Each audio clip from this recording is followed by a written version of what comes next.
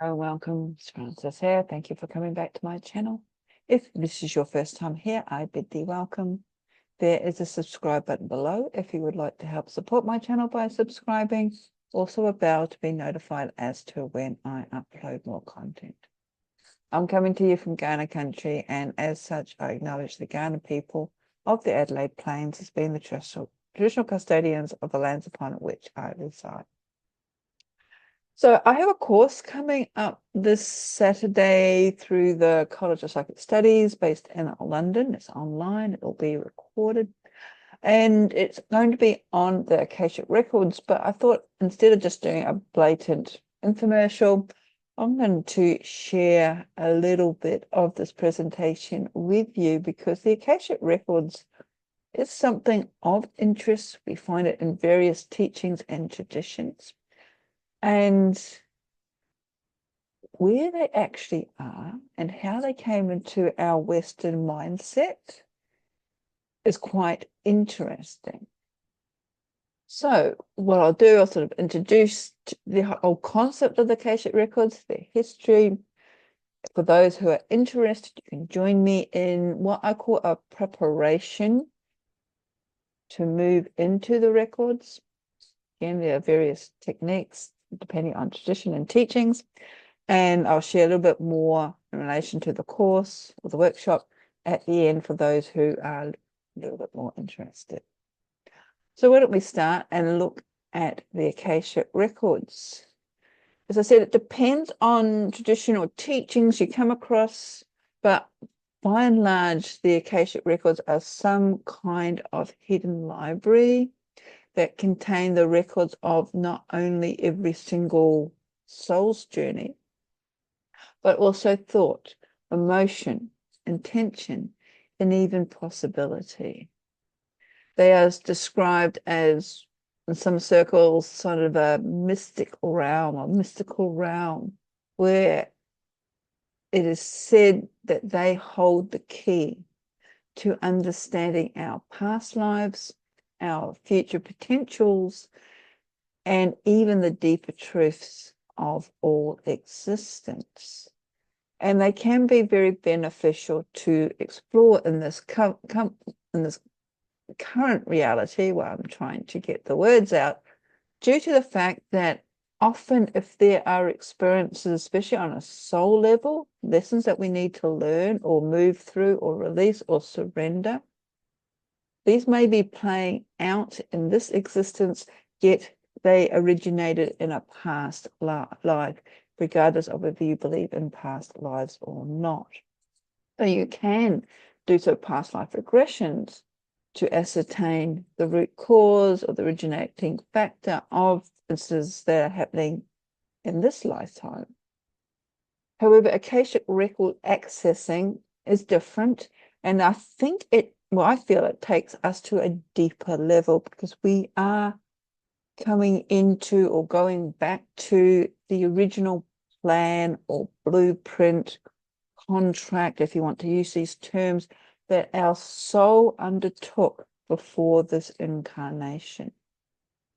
So we're moving into really deeper understandings, concepts, realizations of our own self, but also the interconnectedness that we have not only with everybody and everything around us, but also back in time, forward in time, and in the cosmos as well. So that can take a little bit of getting to sort of understand or even accept, due to the fact that we are earthbound in this sort of physical reality, and that has shaped our thinking as well, because we need that sort of understanding to basically cope with this physical plane existence.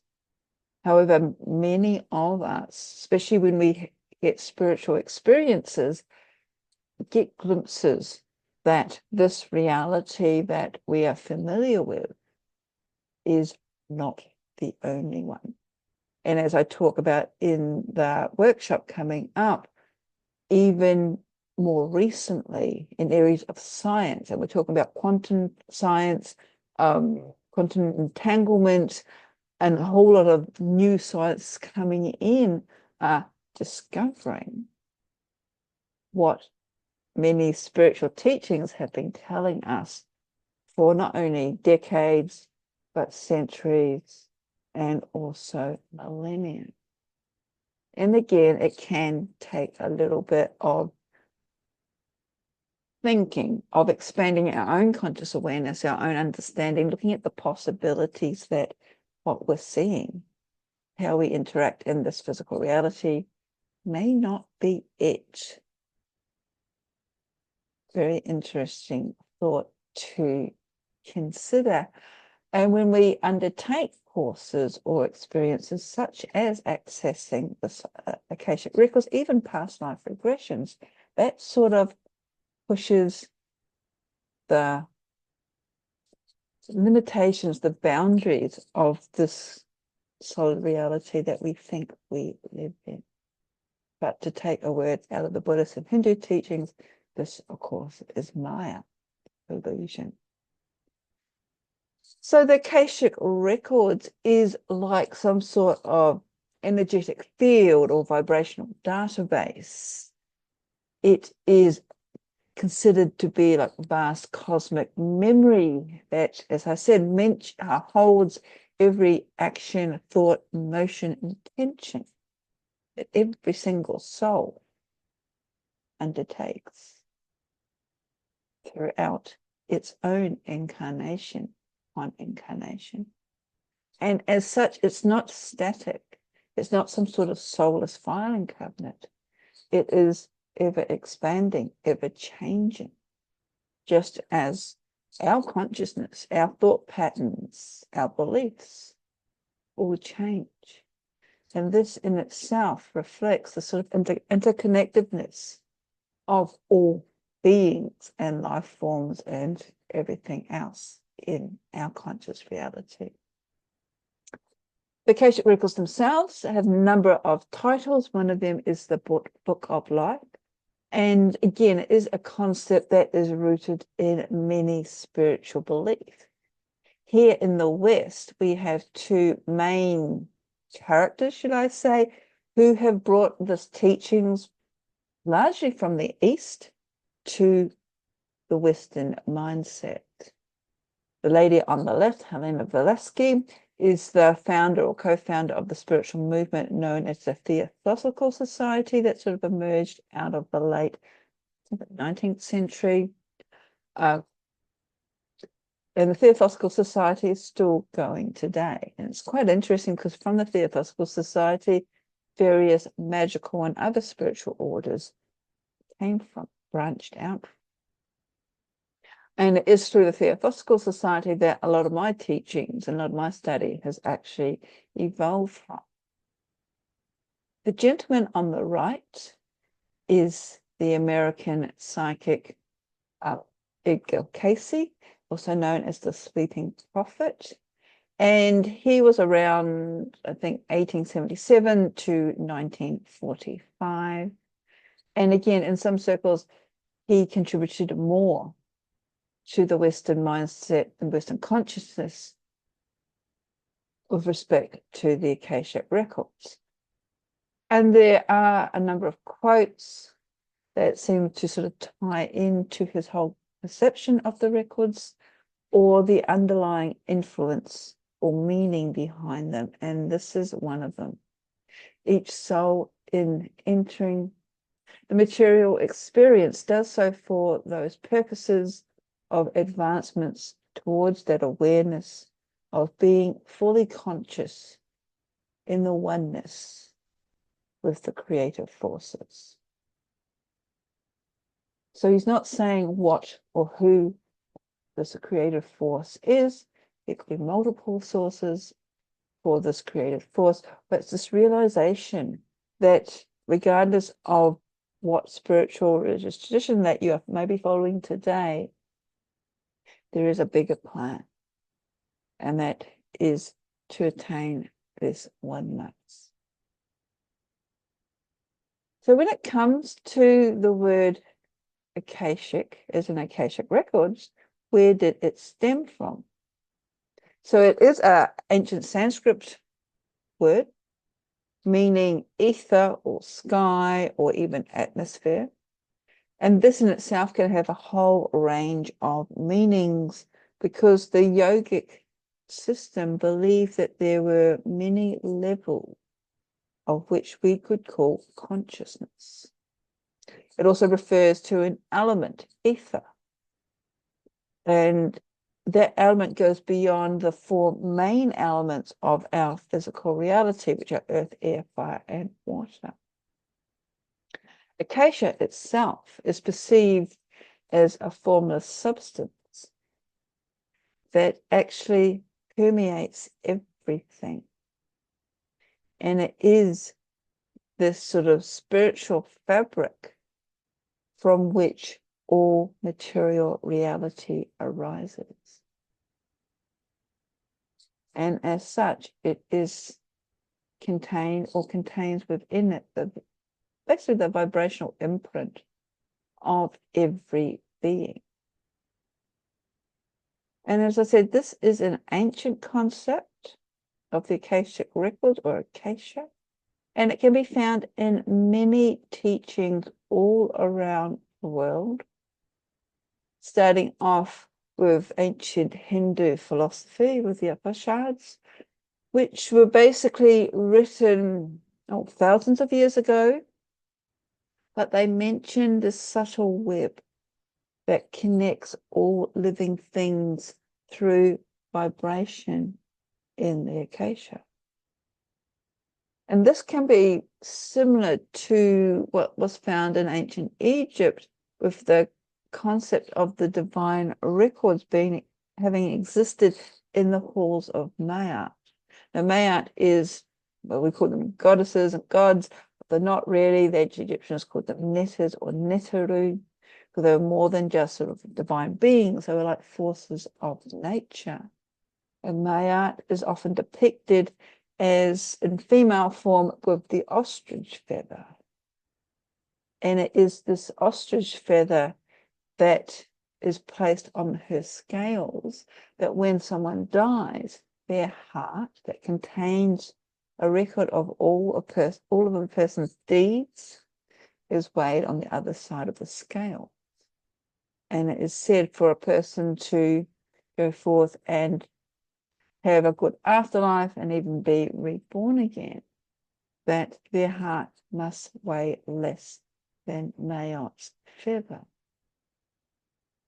And this is quite interesting because coming back to this theme of the Akashic Records, it sort of indicates that the soul's eternal destiny was dependent on the accuracy of this cosmic record. In other words, that nothing could actually be hidden from this higher order of truth, Mayat, which in effect is very similar to the concept of the Akashic Records. We can also see this concept within the Tibetan Buddhism, in particular the Bardo Thodol, which in the West we call it the Tibetan Book of the Dead. And it is mentioned here of a sort of all-knowing space, a field of pure awareness, which all karmic imprints are stored. It also is described that upon death, the consciousness encounters a reflection of its past actions, a vision of its history from becoming incarnated. And this mirror is a way of the soul's journey being reminded, being played out, that it's not forgotten or erased. And in fact, it is recorded in universal memory. And what might be quite interesting to some people these days is that the Bible talks about the Book of Life. And this Book of Life contains the names and deeds of those who are destined for salvation. And then even within the Jewish Kabbalah, there are certain books there. They also have a book of life, the Sefer Hakim, and also the book of remembrance, the Sefer Quran. And these books contain the records of human actions across all lifetimes. Quite interesting.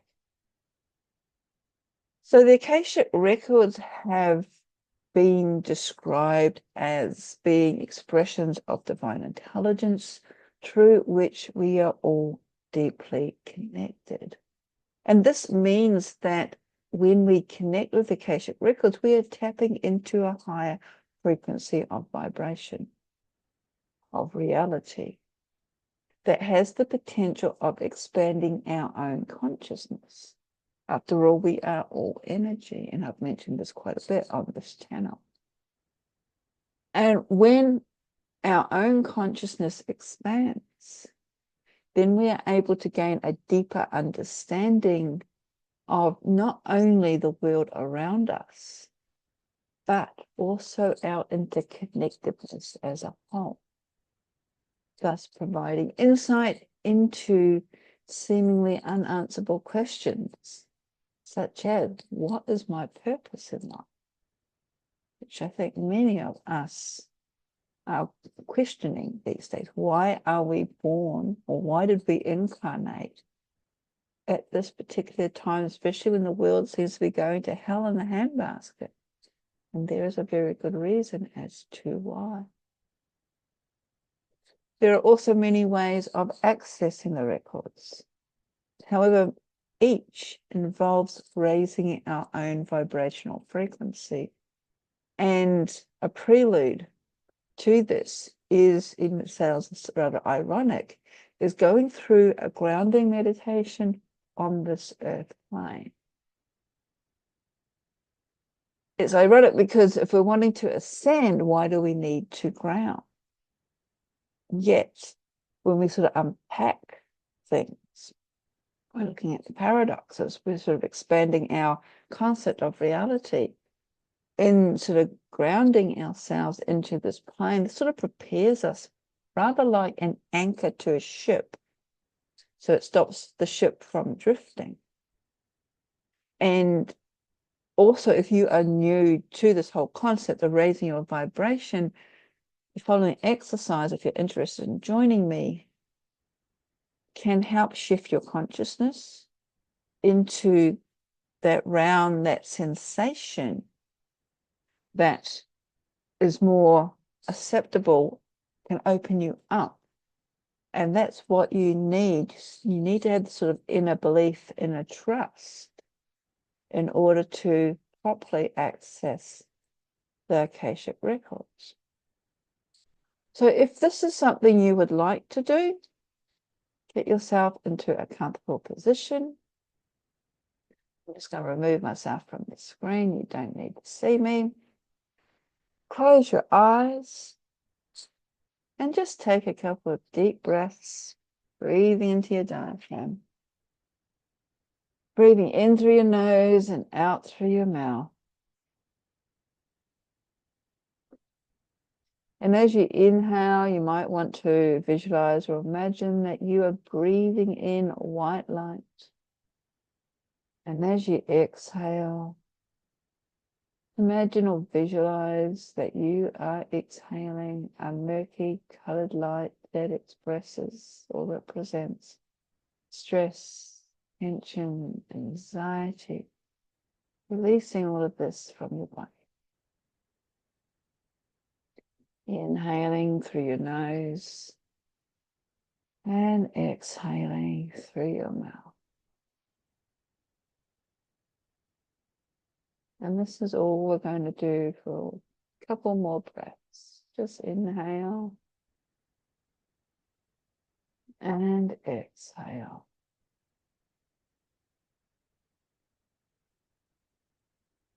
Inhale and exhale.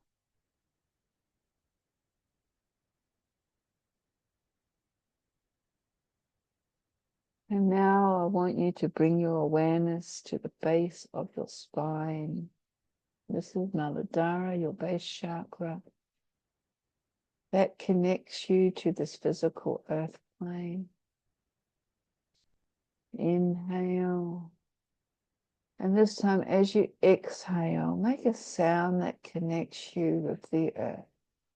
Ah. Continue breathing in white golden energy or light. And exhaling. Ah.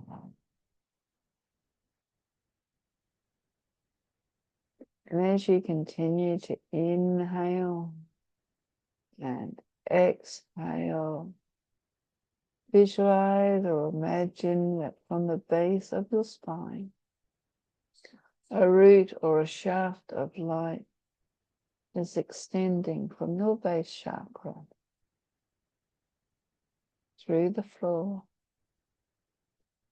into the earth below. And it may have to go through a number of floors depending on where you are.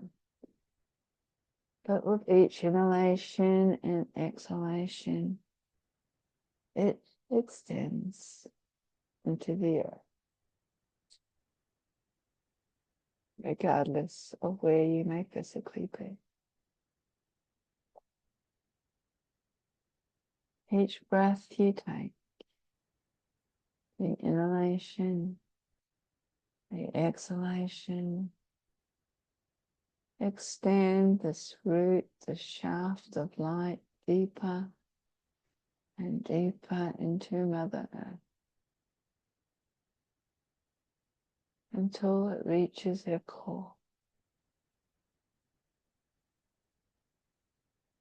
And now as you inhale and exhale, begin to bring up the grounding energy that Mother Earth offers us. And as you vibrate your exhalation, you may notice, you may feel it vibrating through your own energetic field into the space, into the room surrounding you. Just like a pebble being thrown into a pot. The vibration of ripples through the interconnecting energetic field.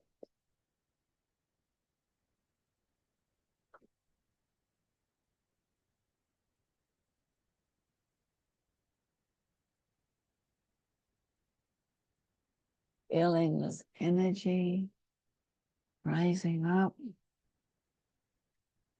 entering Muladhara at the base of the spine.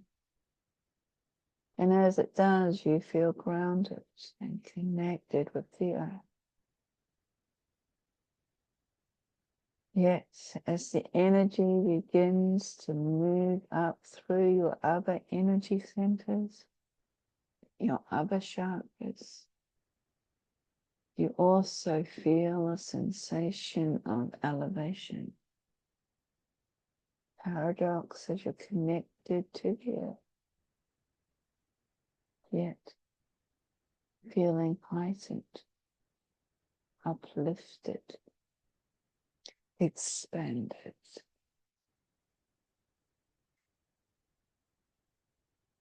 Inhaling deeply, exhaling completely, allowing the sensation of rising, of expansion to continue. For this is your inner self, your soul, that is rising up through your physical self.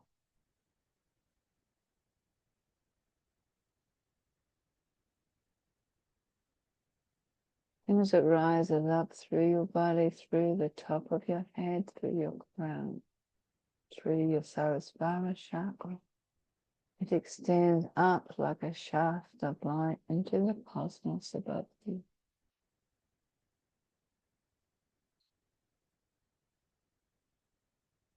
And you may feel you, your soul self, expanding upward. You may feel lightness.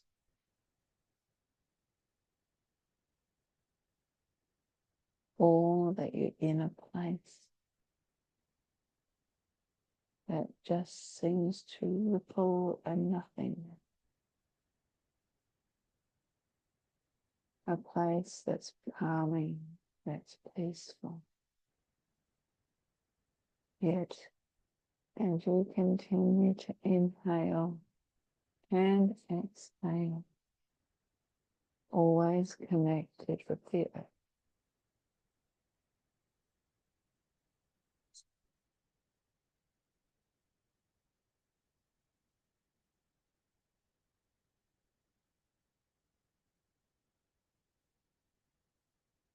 And as we begin to come back with each inhalation and exhalation, begin to descend.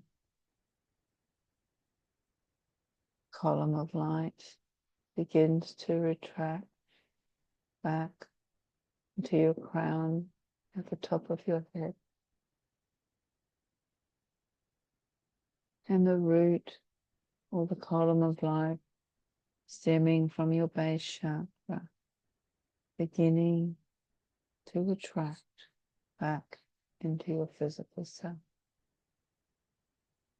With each inhalation and exhalation that you take. And as you breathe, you become more and more aware of your physical self, of the here and now.